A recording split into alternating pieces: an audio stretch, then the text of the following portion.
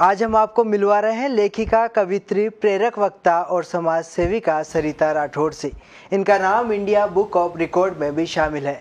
साथ ही Rajasthan book of records में भी इनकी कहानी मैं स्त्री हूँ शामिल हो चुकी है।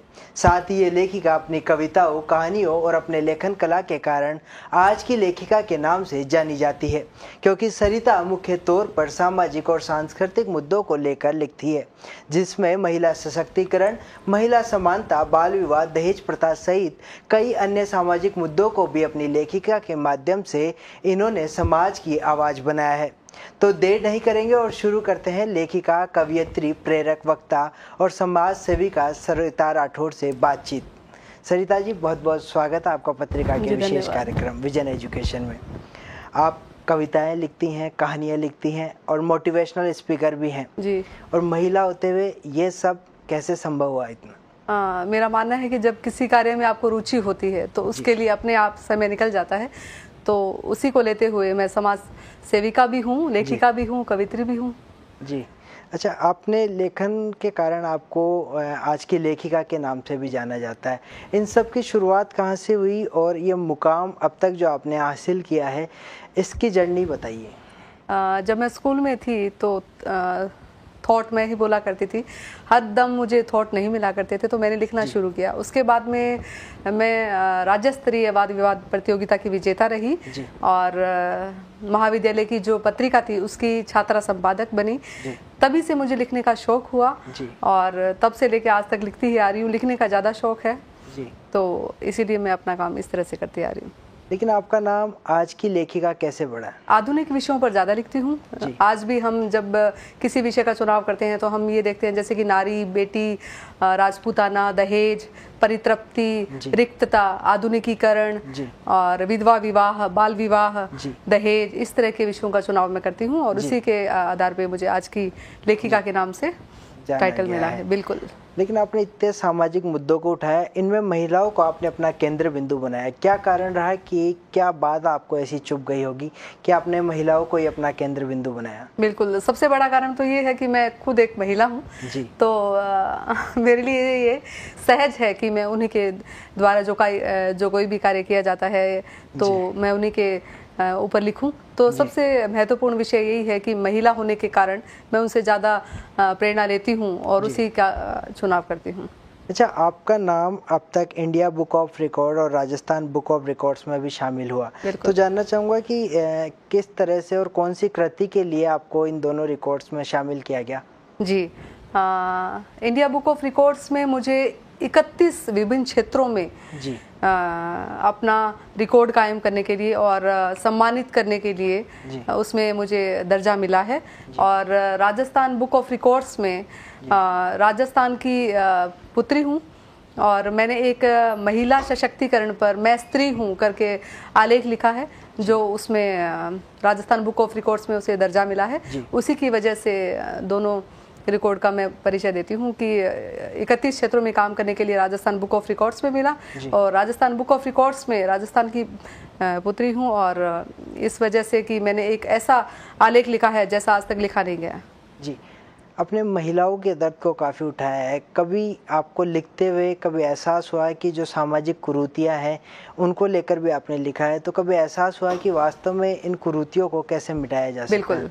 साहित्य समाज का दर्पण होता है और एक लेखक अपनी लेखनी द्वारा साहित्य से जुड़ा हुआ होने के कारण अपनी लेखनी के द्वारा समाज में परिवर्तन करने की चाह रखता है। तो मुझे ऐसा लगता है कि अगर मैं ऐसा कर पाऊँ, जैसे कि अभी कुछ ही समय पहले दहेज के भी कुछ प्रकरण हुए जो हमारे सामने आए, तो कुछ फ़ोन कॉल्स मेरे सामने आए और मुझे ऐसा लगा कि मुझे लिखना चाहिए। उस दिन जब ये ऐसा प्रकरण हुआ तो मैं सो नहीं पाई और रात को ही लिखना शुरू कर दिया। मैं से सोचती थी कि क्यों ऐसा होता है, लेकिन समाज का एक वर्ग है जो मौन होता है, उसी की वजह से ऐसी घटनाएं हमें सुनने को मिलती है। अदरवाइज अगर सभी ये सोचे कि ये जो समस्या है सिर्फ पारिवारिक नहीं सामाजिक है, तो शायद सभी उसके लिए अपना कर्तव्य समझेंगे कि हम उसके लिए एक बुलंद आवाज़ उठाएं। क्या लगता है आपको कि एक लेखक समाज की कुरीतियों को कितना बदल सकता है?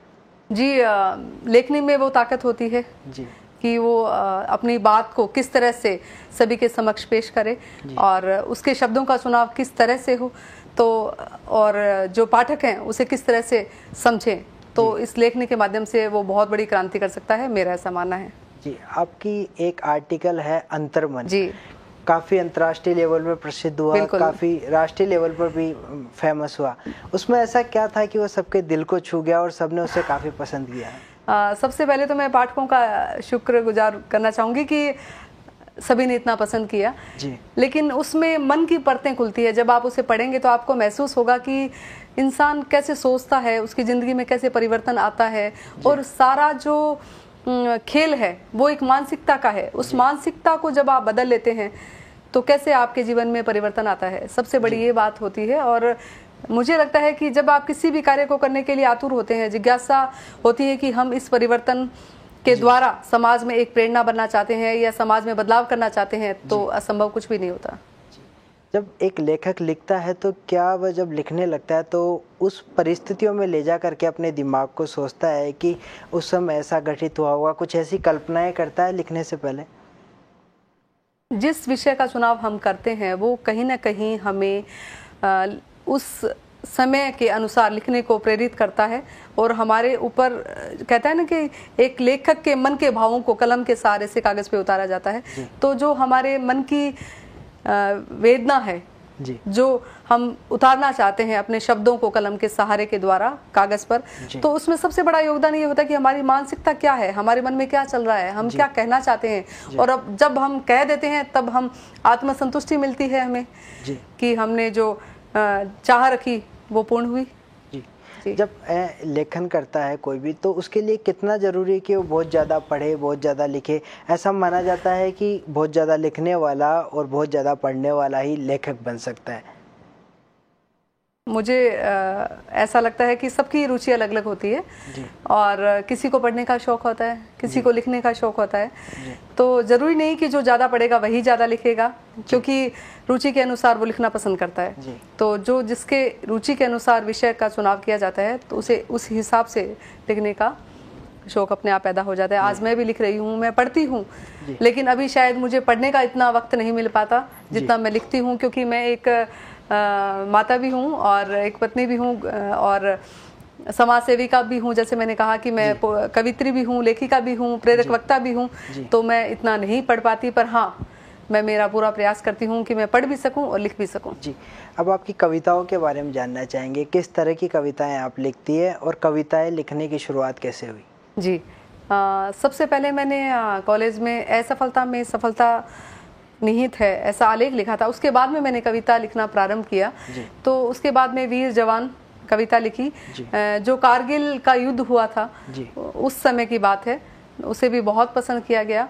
और वीर जवान के बाद में आर्टिकल लिखा वो अहंकार, फिर परितृप्ति और आकांक्षा, मन की उलझने, और एक प्रेग्नेंट लेडी की जो एक मन की भावना होती है जो महज एक शब्दों में हम नहीं बता सकते। हाँ, तो वो मैंने लिखा है, उसे लोगों ने बहुत ज़्यादा पसंद किया। तो मैंने कविताएं भी लिखी है, आलेख भी लिखे हैं, कहानी भी लिखी है। अब ऐसी कविता जो आप हमारे दर्शकों को सुनाना चाहें, क्योंकि आप मोटिवेशनल स्पीकर भी हैं, बहुत से स्टूडेंट्स कार्यक्रम से जुड़ गए हैं, उन्हें मोटिवेट होने का मौका मिले आपकी कविता के माध्यम से।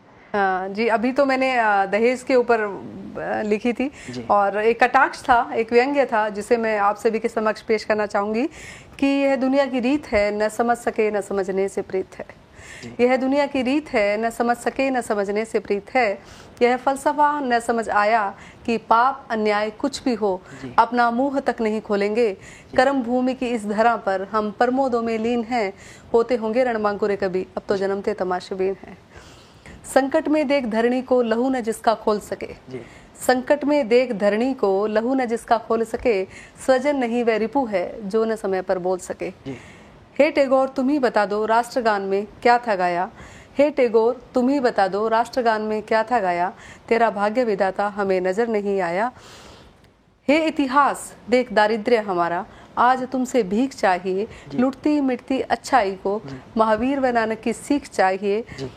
तो इस तरह से मैंने एक व्यंग्य, एक कटाक्ष किया है जिसे मैं स्वीकार नहीं कर सकती, क्योंकि ये कविता मैंने उस वक्त लिखी जब मैं देख रही थी कि कैसे कुप्रथाएं हैं और दहेज के मामले आज भी सामने आ रहे हैं, तो मैं उसे स्वीकार नहीं कर पा रही थी। तो इस तरह का व्यंग्य और इस तरह का कटाक्ष। अच्छा, एक लेखक बनने के लिए सबसे ज्यादा जरूरी क्या है? लेखक बनने के लिए सबसे ज्यादा जरूरी ये है कि उसको किस तरह से अपने भावों को प्रस्तुत करने की कला आनी चाहिए। एक लेखक का सबसे पहला प्रयास यही रहता है कि उसकी मन की जो बातें हैं, उनके मन के जो भाव हैं, वो किस तरह से पाठकों के सामने पहुंचे और उसे किस तरह से स्वीकार किया जाए। आपके शब्दों का चयन किस तरह से हो और आपकी बात कहाँ तक पहुंची, ये सबसे बड़ी बात होती है। जी, अच्छा, आपने बात करी शब्दों के चयन की, तो किस तरह की शब्दों के चयन को लेकर सावधानियां बरतनी चाहिए? ये हर लेखक का लिखने का जो विषय है उसके आधार पे आप किस तरह के शब्दों का चयन करते हैं, ये उसके ऊपर डिपेंड करता है कि जैसे कि आधुनिक विषयों पे लिखते हैं तो उस तरह के शब्द होंगे, लेकिन सबसे बड़ी बात होती है कि शब्द का चुनाव तो है, लेकिन आपकी बात आप किस तरह से सबके सामने प्रस्तुत करते हैं और कितनी समझ आती है, पाठक उसे कितना स्वीकार करते हैं, सबसे बड़ी और अहम बात यही होती है। अंत में आपसे, आप मोटिवेशनल स्पीकर भी हैं, तो छात्राओं के लिए और महिलाओं के लिए आपसे मैसेज चाहेंगे कि वह असफलताओं से डरे नहीं और ना ही समाज की इन कुरीतियों से डरे, उसको लेकर क्या मैसेज देंगे? बिल्कुल, मैं सभी से ये कहना चाहूँगी कि सबसे पहले तो आपकी पॉजिटिविटी, आपकी जो सकारात्मकता है, और कोई भी कार्य जो आप दृढ़ संकल्प लेकर और अपने अथक प्रयास से पॉजिटिविटी के साथ में करते हैं, तो मुझे लगता है कि सफलता आपके कदम चूमती है। असंभव कुछ भी नहीं होता, आपका हौसला बुलंद होना चाहिए।